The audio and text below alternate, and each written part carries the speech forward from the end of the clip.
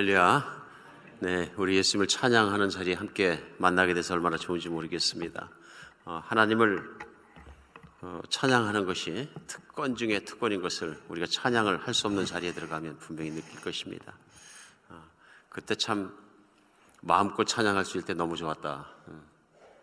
정말로 그런 것 같습니다. 그래서 이 교회를 지은 루마니아 사람들이 주일날 오전에 3시간, 오후 저녁 때 3시간, 6시간에서 7시간 매일 그렇게 찬양하고 하나님 정말 기뻐하는 이유가 그들에게 찬양을 마음대로 못했던 시절이 있었습니다. 1980년대까지 공산권 치하에서 찬양한다는 이유, 성경책을 소지했다는 이유만으로도 종신형을 받을 수 있는 무시무시한 세상을 그들이 살았습니다. 그들이 그 치하로부터 해방되자마자 먼저 한 것은 예배를 열심히 드리는 것이었습니다. 정말 우리가 갈급한 시간이 또 있을 것을 모릅니다. 우리가 언제나 주님 찬양할 때 마지막 날처럼 열심히 하나님을 바라보는 여러분과 제가 되었으면 좋겠습니다. 오늘 말씀 앞에 나가겠습니다. 사무엘하 1장 17절로 27절까지 말씀입니다.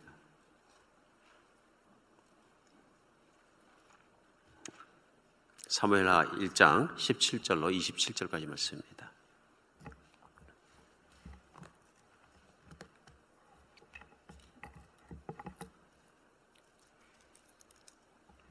다 찾으셨으면 구약성경 사무엘하 1장 17절부터 마지막 27절까지 한 절씩 교독합니다. 다윗이 슬픈 노래로 사울과 그의 아들 요나단을 조성하고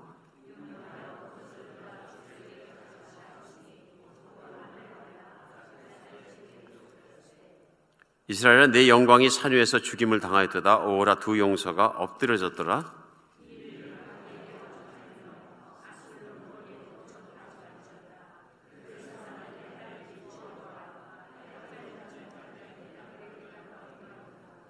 길보아 산에서 너희 위에 이슬과 비가 내리지 아니하며 재물 낼 밭도 없을지어다. 거기서 두 용사의 방패가 버린 바 됨이니라. 곧 사울의 방패가 기름 부음을 받지 아니함 같이 됨이로다.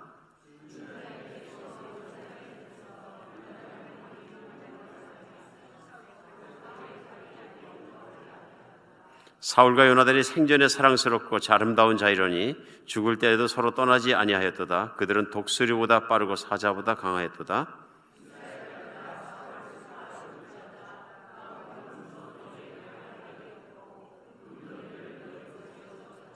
오호라 두 용서가 전장 중에 엎드려졌도다. 요나단이 내 산 위에서 죽음을 당하였도다.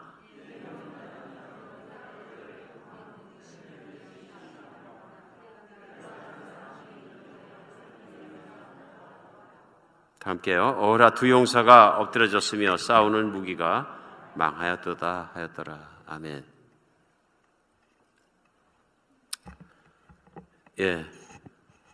혹시 새벽기도 나오신 분들이 이효셉 목사님이 수요 예배하고 새벽기도를 약간 헷갈리셨나 보다 생각하실지 모르겠습니다. 새벽기도에 지금 1장이 지나갔는데 1장 왜 또 하시나 뭐 그렇게 생각하실지도 모르겠습니다.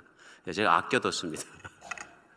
새벽기도 때 하다가 우리 활의 노래만 딱 빼고 그냥 지나갔습니다. 그래서 수요일 날 해야지 마음을 먹었습니다.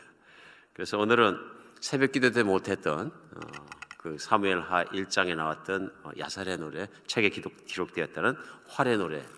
이 노래는 노래니까 노랫말 가사죠. 시편 같은 것입니다. 특별히 길보아 산에서 사울이 죽습니다.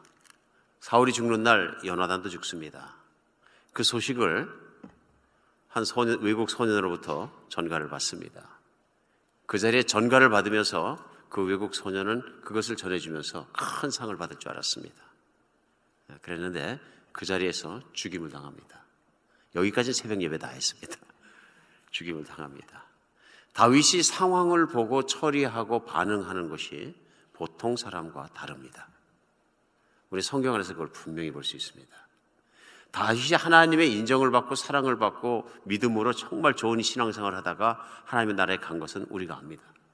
그런데 상세하게 때에 따라서는 왜 하나님께서 다윗을 그렇게 소중하게 여기시나 하는 것을 잘 이해 못할 때가 많이 있습니다. 그러나 우리는 성경에서 이미 풀어주시는 내용들을 통해서 어떻게 하면 이렇게 하나님 사랑받는 사람이 되었을까, 하나님이 심지어는 존중해주는 사람이 되었을까 하는 것을 우리가 발견할 수 있습니다. 오늘 저녁에는 우리가 하나님 말씀 중에서 다윗에게 정말 하나님이 인정했던 믿음의 사람, 하나님의 사람 다윗, 그의 삶에서, 그의 생각에서 무엇이 다른가 우리가 찾아내는 시간이 되었으면 좋겠습니다. 성경에 나와 있는 인정받은 하나님의 사람 확연히 다릅니다. 무엇이 달라도 다릅니다. 오늘 본문의 노래는 다윗이 지은 노래입니다. 애가입니다. 아마 이스라엘 사람들에게는 왕이 죽거나 그러면 애가를 지어서 부르는 전통이 있었던 것 같습니다. 역대하 35장 25절에도 보면은 요시야 왕이 전쟁 중에 죽습니다. 종교 개혁을 이뤘던 사람이거든요. 그때 에레미야가 애가를 지어서 전 국민에게 부르도록 합니다. 하나님의 마음으로. 선지자가 말만 선포하는 것이 아니라 이렇게 애가도 지을 줄 안다. 제가 노랫말 가사를 잘 못 써갖고 그렇지 않아도 시를 좀 쓸 줄 알아야 되는데 제가 아는 시는 윤동주 시를 가끔 이렇게 보고 또 다시 감상하고 그 정도 수준에서 그칩니다만 애가를 지어서 불렀다 하는 것은 거짓이 있을 수 없습니다. 특별히 다윗에게 있어서는 어떻게 보면 상황이 참 모호합니다. 왜 모호하냐면 지난 10여 년간을 광야에서 외국에서 도망다닌 것이 왜 그러냐면 사울 왕 때문에 도망다녔습니다.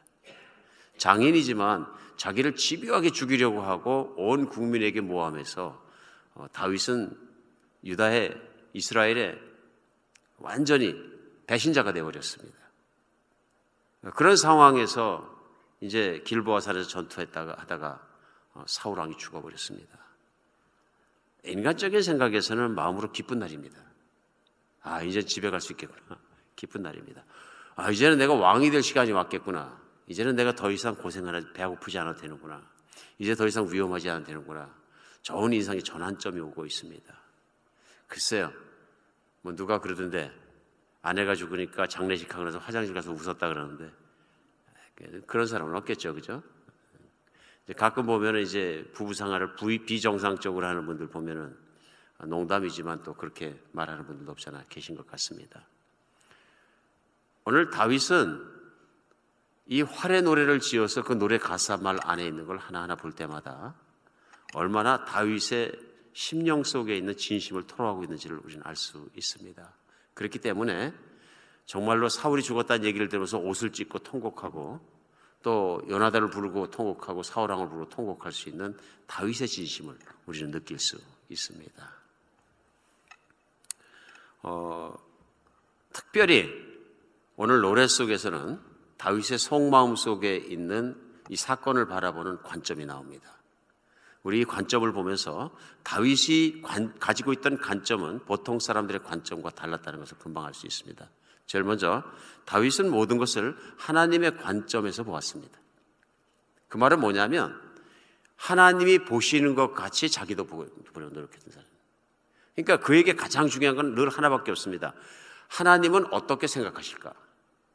그러니까 다윗에게 모든 인생에서 크고 작은 일들은 하나님께 여쭙는 일로 시작합니다. 하나님 제가 어찌할까요? 하나님이 어떻게 보시는지 어떻게 판단하시는지 그것만이 그에게는 중요합니다. 신앙생활이라는 것이 그런 것이라고 생각합니다. 신앙생활은 믿음 생활 아닙니까? 믿음의 대상은 예수님입니다. 그리고 믿음의 내용은 내 옛사람이 십자가에서 예수님과 함께 죽고 이제 내 새 사람이 새로 태어난 새로운 영혼이 예수님의 말씀에 따라 살아가는 존재입니다. 우리는 신앙생활을 시작할 때 또렷하고 분명하게 시작합니다. 그것이 어디냐면 내가 죽는 곳에서 시작합니다. 누구든 자기가 죽지 않고서는 신앙생활을 시작하지 못합니다. 할 수가 없는 거죠. 사람이 거듭나는 것은 죽어봐서 천국 들어가야 아는 것이 아니라 거듭난 사람만 천국 들어갑니다. 우리 예수님께서도 니고데모가 요한복음 4장에서 예수님의 밤중에 찾아와서 어떻게 해야 사람이 천국 가는 것에 대해서 정말로 불안감을 가지고 있을 때 내가 거듭나야 하나님의 나라를 보리라. 사람이 거듭나지 못하면 하나님 나라를 볼 수 없느니라. 이스라엘의 선생이었던 그도 거듭나는 것이 뭔지를 모릅니다. 그럼 제가 모태로 다시 들어갑니까? 엄마 뱃속으로 이렇게 나이가 먹었는데. 예수님 말씀하십니다. 육신을 난 건 육신이고 영으로 난 것은 영이니 내가 성령으로 거듭나야 하리라. 성령으로 거듭나야 하리라. 우리는 압니다. 사람이 거듭나지 못하면 절대로 천국 갈 수도 없고 신앙생활 할 수도 없고 생명이 있는 삶을 살 수 없다는 걸 분명히 합니다. 근데 때로 우리는 살아가면서 거듭난 다음에 살아가면서도 잊어버리는 것이 있습니다. 그것이 뭐냐면 거듭나기 위해서 반드시 거쳐야 되는 관문입니다. 그것은 내가 죽는 것입니다. 자아가 죽어야 거듭날 수 있습니다. 죽지 않은 사람은 거듭날 수가 없는 거죠. 세상에 죽지 않았는데 어떻게 다시 태어납니까? 그래서 죽음을 전제 조건으로 하는 것입니다. 그래 반드시 예수님을 바로 믿는 사람들은 십자가 선상에서 예수님의 죽으신 것을 나의 죽음으로 받아들여야 되는 옛자에 대한 처리가 반드시 있어야 합니다. 옛자에 대한 처리. 옛자라고 얘기하는 것은 엄마 뱃속에 태어나든 살아오든 나는 죄악의 본질을 가지고 있어서 나는 몇 가지만 죄를 진 것이 아니라 내가 생각하는 것, 행동하는 것 모든 것은 죄의 본질 속에서 죄로 시작해서 죄에 빠져 있고 죄에 죽었다는 것은 하나님을 알되 하나님을 찾지도 않고 하나님을 알되 말씀대로 살지도 않고 내 뜻대로 내 자유대로 내 마음대로 내가 정말 고집대로 내 판단대로 인생을 살아왔던 내 관점대로 살았던 인생이 있다. 그러니까 문제는 예수 믿기 전에 살아오면서 욕한 것들이나 죄 몇 개 진 것들이나 거짓말한 것들이나 누구를 아프게 한 것들이나 죄 몇 가지 생각난다 해서 그게 죄가 아니라 마귀의 자식이었다는 것이죠. 마귀의 자식이라는 얘기는 뭐냐면은 하나님을 알되 하나님을 경배하지도 않고 하나님을 잘 대하지 않고 특별히 하나님을 찾지도 않고 그분의 뜻과는 관심이 없는 거죠. 그리고 내 뜻만 따라 살아온 것, 그것이 죄악의 본질 속에 살아왔던 과거 옛사람이다. 그래서 사도 바울도 로마서 6장에 보면 정말로 죄에 대하여 죽은 우리가 어찌 그 가운데 더 살려. 죄에 대해서 죽은 우리가. 그래서 우리에겐 진짜 중요한 신앙생활의 시작점은 죄에 대해서 죽은 옛사람이 처리된 바로 예수 그리스도의 십자가에 있는 것입니다. 그래서 예수님의 십자가를 떠나서 신앙생활이라는 것은 무의미한 것이 왜 그러냐면요, 내가 예수님과 함께 십자가에 못 박혔나니 그런즉 내가 산 것이 아니라 그리스도께서 내 안에 사신 것이라는 이 신앙의 고백이 우리에게 너무 중요한 것입니다. 내가 그리스도와 함께 십자가에 못 박혀 죽음으로 과거의 문제와 죄악의 문제가 처리됨으로 그리스도의 의가 나에게 입혀지고 이제는 하나님을 받아들여줄 수 있는 사람이 된 것이죠. 내가 옛사람에 죽었다는 얘기는 이제부터는 새 사람으로 사는 것인데 성경이 말씀하시는 것처럼 이제는 내 뜻대로 사는 사람이 아니라 하나님 뜻대로 사는 사람, 예수님의 뜻대로 사는 사람, 예수님이 주인이 되신 사람, 예수님이 주님이 된 사람으로 사는 거죠. 그러니까 예수님이 주인이 됐다는 것은, 거듭났다는 것은 너무 자명합니다. 무슨 얘기냐면 삶의 태도에서 이제는 내 뜻대로 살지 않고 주님 뜻대로 살겠습니다, 이것이죠. 이제는 절대로 내 뜻대로 살지 않겠습니다. 다윗 같은 삶의 태도가 나오는 겁니다. 이제 모든 것의 관점을 누굴 통해 보느냐면 예수님을 통해 보는 거죠. 그래, 항상 예수님은 어떻게 생각하실까? 예수님은 어떻게 보실까? 예수님은 어떻게 하실까? 항상 그 생각하면서 사는 거죠. 오늘 다윗이 이러한 사울의 죽음 앞에서 그같이 한 행동은 자명합니다. 자기의 기분, 자기의 판단, 자기의 길이 아니라 하나님이 보시는 사울의 죽음을 그대로 표현합니다. 하나님은 사울의 죽음을 슬퍼하셨습니다. 우리는 생각할 수 있습니다. 사울이 하나님 말씀이나 온전히 순종하지 않고 막 그런 사람이니까 죽으면 하나님이 외면하실까? 아닙니다. 하나님은 성경에 분명히 말씀하셨습니다. 악인의 죽음도 기뻐하지 않는다. 나는 죄악으로 죽는 악인의 죽음도 기뻐하지 않는다. 이 하나님 성품이거든요. 선하신 분입니다. 그러니까 하나님께서는 너희가 원수를 사랑하고 원수를 위해서 기도하라고 할 말씀이에요. 그것이 이제 우리에겐 참 어려운 일인데 하나님에게는 본질이다. 그래서 마태복음 5장 44절로 45절에 예수님 말씀하실 때 나는 너에게 이르니 너희는 원수를 사랑하며 너희를 핍박하는 자를 위해 기도하라. 이같이 한즉 하늘에 계신 너희 아버지의 아들이 되리니 이는 하나님이 그 해를 악인과 선인에게 비추게 하사 비를 의로운 자와 불의한 자에게 내리우심이라. 하나님은 악인도 사랑하십니다. 하나님 만약 죄인과 악인을 사랑하지 않으셨다면 여러분과 저는 은혜를 받고 예수님을 믿을 기회가 없는 거죠. 하나님이 죄인과 악인을 사랑하시는 분이기 때문에, 끔찍하게 여기시는 분이기 때문에 나 같은 죄인을 살리셔서 내가 예수님을 믿을 수 있는 기회가 주어지는 것이죠. 그래서 만약에 우리가 구원을 받았으면 우리는 예수님께서 악인을 보는 것처럼, 예수님께서 원수를 보시는 것처럼 우리도 볼 수 있는 눈을 갖는 것이, 관점을 갖는 것이 참 중요하다는 생각이 듭니다. 다윗은 그것을 생활화한 것입니다. 그래서 정말로 그렇게 살아갈 수 있는 여러분과 제가 되었으면 좋겠습니다. 스웨덴 출신의 함마슐드라는 전 유엔 사무총장이 계십니다. 세계대전이 막 끝나고 나서 동서양 진영으로 갈립니다. 그래서 이데올로기 싸움이 붙게 되고 우리가 하는 것처럼 소련과 막 핵경쟁을 하고 양 진영이 갈려가지고 약소국가와 특별히 아프리카에 있는 국에 서로 영향력을 미치기 위해서 막 분열을 시킵니다. 그때 아프리카에서 전쟁이 말도 못하게 많이 일어났습니다. 그때 사무총장이었던 이 함마슐드 사무총장이 콩고 내전을 중재하러 가는 길에 1961년 마지막 비행기 추락 사고로 사망합니다. 나중에 이분이 정말 세계 평화를 위해서 일하고 그 다음에 유엔의 위상을 높였다는 여러 가지 이유로 노벨상을 물론 받습니다. 그런데 이분이 비행기 추락 사고로 돌아가시고 그때 기록된 걸 보니까 얼굴이 천사 같았다.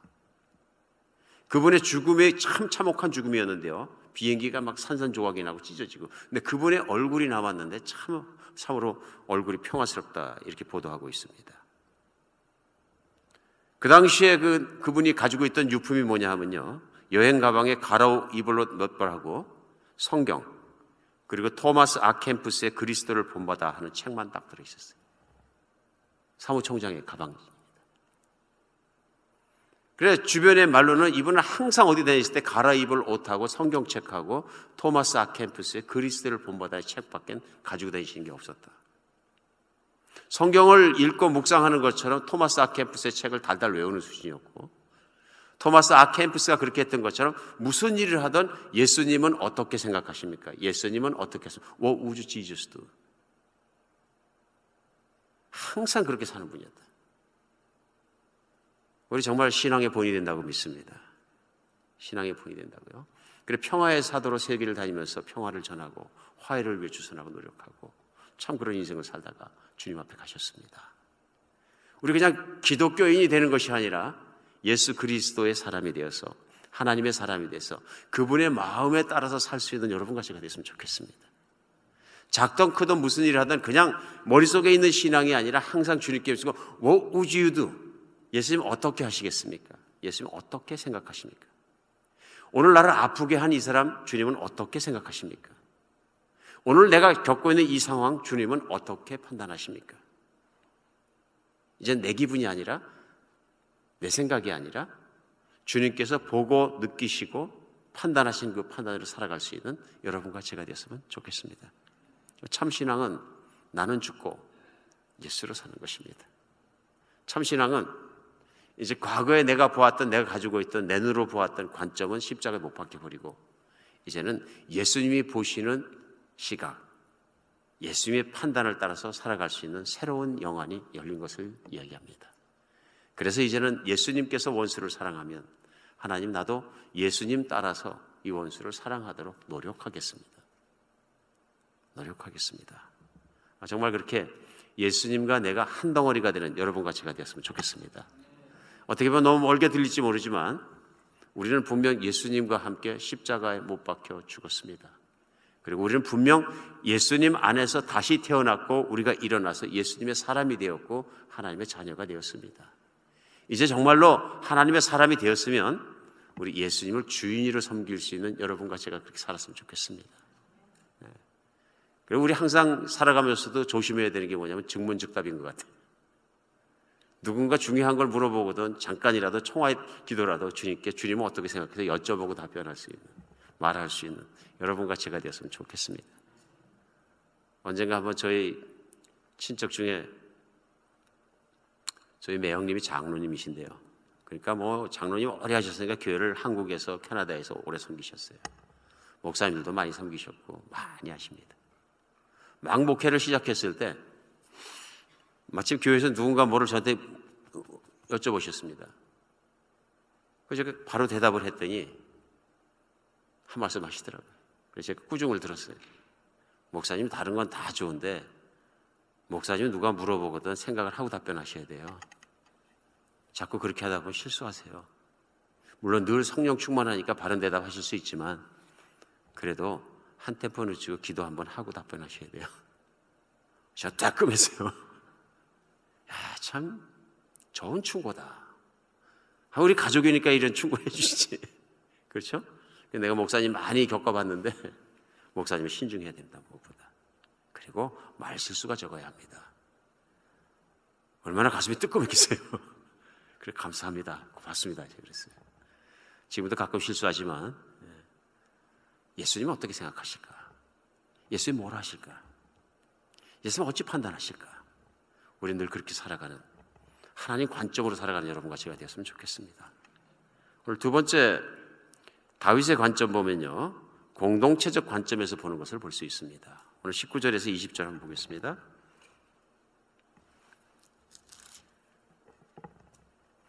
이스라엘아 내 영광이 산 위에서 죽임을 당하였다. 오라 두 용사가 엎드러졌다. 이 일을 가드에도 알리지 말며 아스글론 거리에도 전파하지 말지어다. 블레셋 사람들의 딸들아 즐거워할까? 할례 받지 못한 자들의 딸들이 개가를 부를까 염려다. 지금 뭘 생각하고 있습니까?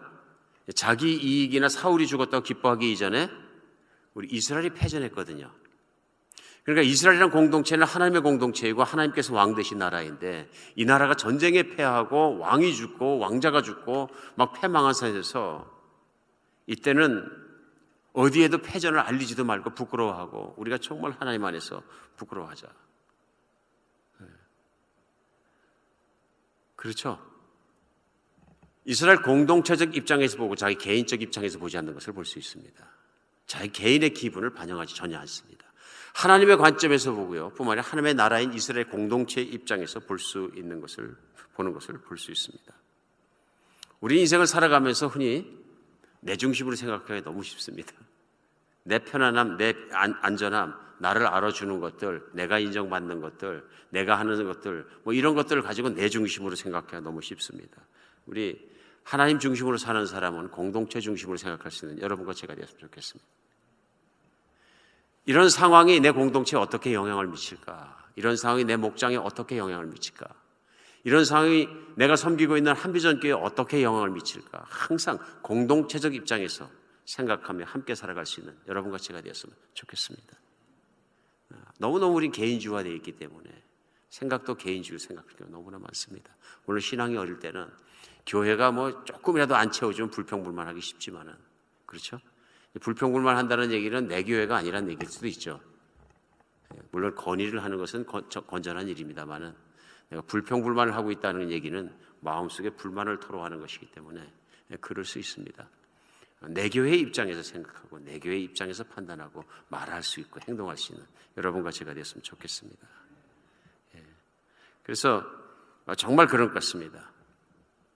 우리가 잘 아는 분이 남아프리카의 최초의 흑인 대통령이었던 넬슨 만델라 대통령을 너무 잘 압니다. 1992년에 석방되셨는데요. 그 전에 27년간 흑인을 너무너무 인종을 차별하고 아프게 하는 거기에 항거하고 운동하다가 27년간 감옥 생활합니다. 풀려나시고 그 다음에 우리가 아는 것처럼 대통령이 되십니다.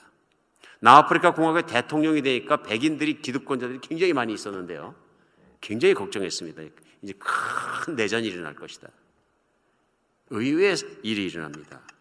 과거의 모든 걸 다 용서하고 화해하기로 하고 화해위원회를 만들어가지고 과거에 대해서 묻지 않습니다.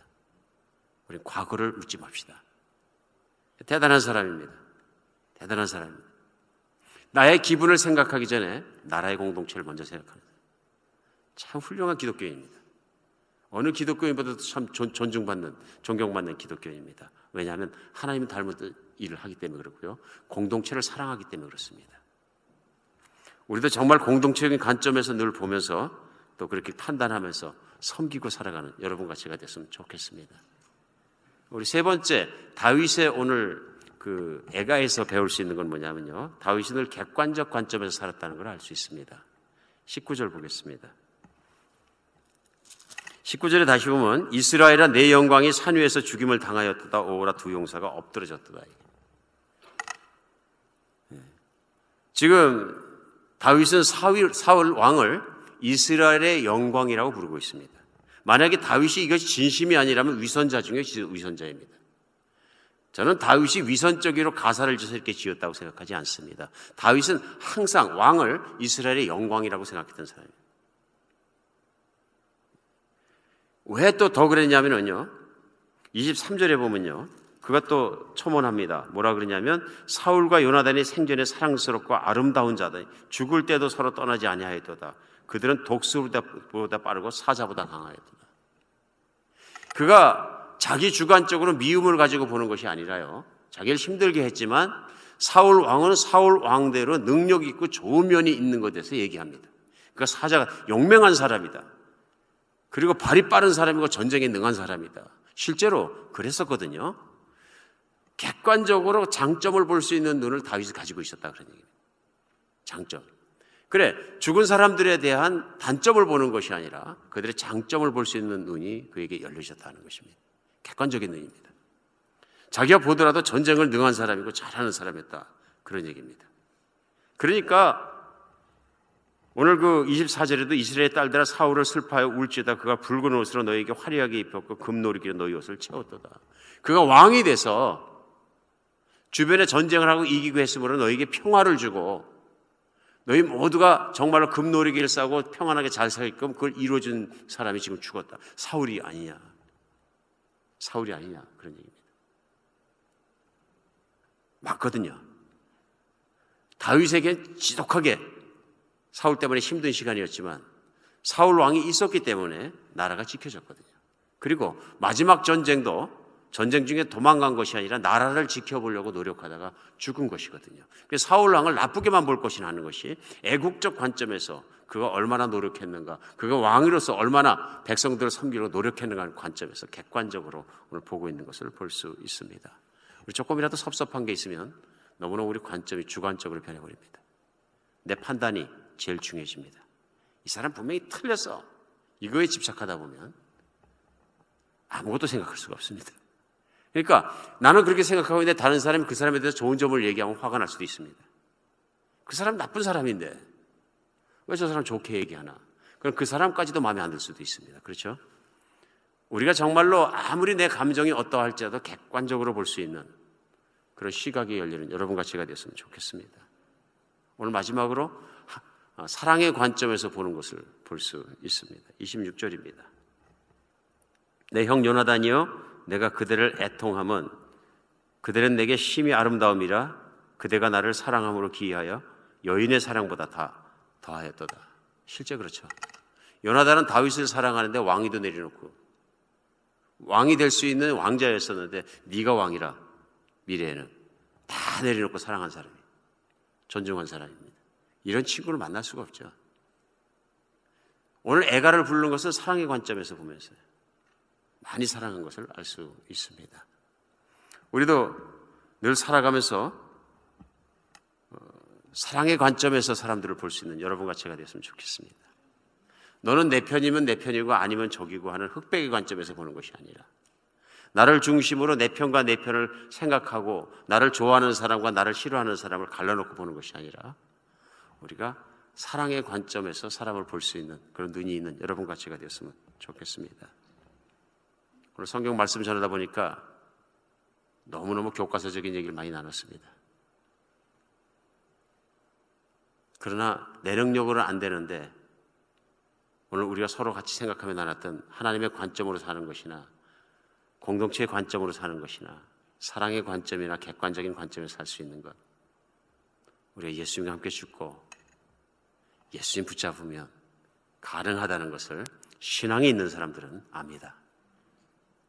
우리 신앙이 약해졌다가도 다시 한번 예수 그리스도의 십자가를 견고히 붙잡고 나를 사랑하사 나를 위하여 십자가에 죽으신 예수 그리스도를 우리가 붙잡고 다시 한번 그분을 주인인 것을 확실하게 우리가 알면서 나아가는, 살아가는 여러분과 제가 되었으면 좋겠습니다. 그런 삶을 살아갈 때 하나님께서 다윗처럼 높여주시는 날이 올 것입니다. 다윗처럼 격려하고 칭찬해 주신 날이 올 것으로 믿습니다. 하나님은 정말로 눈동자가 흐려지지 아니하시고 우리의 일거수일투족 생각까지도 같이 하시며 내 안에 같이 사시는 분이십니다. 내 안에 계신 하나님 늘 인식하면서 그분의 사랑을 귀히 받들고 그분을 주인으로 잘 섬기는 여러분과 제가 되었으면 좋겠습니다. 다윗보다 훌륭한 신앙이 되십시오. 다윗보다 하나님 칭찬을 더 많이 받는 신앙이 되시기를 하나님의 이름으로 축복합니다. 기도하겠습니다. 하나님, 저희가 다른 건 몰라도 하나님을 기쁘시게 하는 것을 많이 갈망하도록 도와주시옵소서. 다윗이 삶으로 하나님을 기쁘시게 했던 것처럼 저희도 삶으로 하나님을 기쁘시게 하게 하여 주시옵소서. 때로는 넘어지고 때로는 쓰러지고 때로는 정말 자아의 생각 속에 푹푹 쓰러지지만 이제 주님 다시 한번 저희가 주님의 십자가 붙잡고 주님의 사랑을 붙잡고 승리하게 하여 주시옵소서.